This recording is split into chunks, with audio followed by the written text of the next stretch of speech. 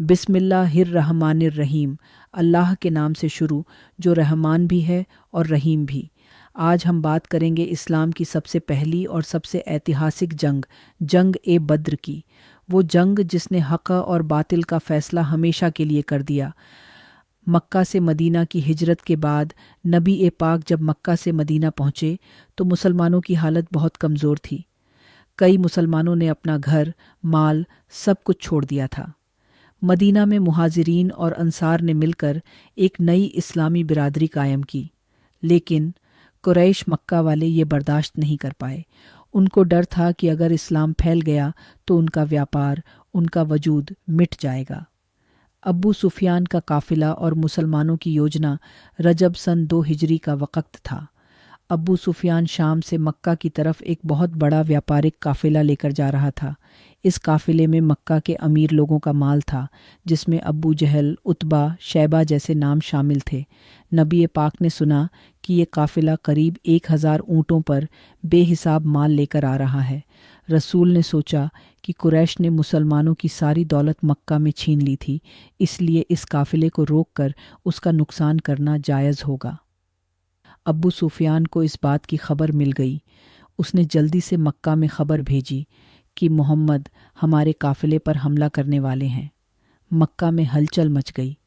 अबू जहल ने 1000 से ज़्यादा सिपाहियों की फ़ौज तैयार कर ली। उनके पास 100 ऊँट, 700 ऊँट और पूरी तैयारी थी। दूसरी तरफ मुसलमानों की तादाद सिर्फ 313 थी, जिनमें कुछ के पास घोड़े थे, कुछ के पास तलवारें और कुछ सिर्फ डंडों से लैस थे, लेकिन उनके पास ईमान का हथियार था। बद्र का मैदान 17 रमज़ान सन 2 हिजरी। मदीना से करीब 80 मील दूर बद्र का एक छोटा सा मैदान। मुसलमान वहां पहुंचे तो देखा कि कुरैश ने पहले ही वहां डेरा डाल लिया है। रसूल ने अपने साथियों से मशवरा किया।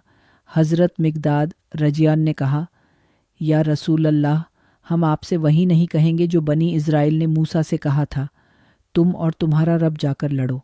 हम तो कहेंगे, या रसूल अल्लाह, हम आपके साथ हैं हर कदम पर। रसूल ने ये सुनकर दुआ की, ए अल्लाह, अगर आज ये जमात हार गई तो फिर धरती पर तेरा नाम लेने वाला कोई न रहेगा।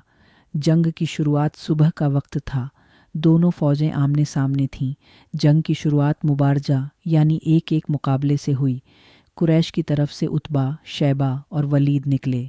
मुसलमानों की तरफ से हज़रत हामज़ा, अली और उबैदा रजी आगे बढ़े। तीनों ने अपने अपने मुकाबले में कुरैश के सरदारों को ढेर कर दिया। मकाम बद्र पर अल्लाहु अकबर की सदाएं गूंज उठीं। जंग बहुत सख्त थी। मुसलमानों की तादाद कम, हथियार कम, लेकिन ईमान बुलंद था। रसूल ने हाथ उठाकर दुआ की, ए अल्लाह, हमें अपनी मदद फरिश्तों के ज़रिए पहुंचा। और फिर ये आयत नाजिल हुई, मैं तुम्हारी मदद के लिए 1000 फरिश्ते भेजूंगा।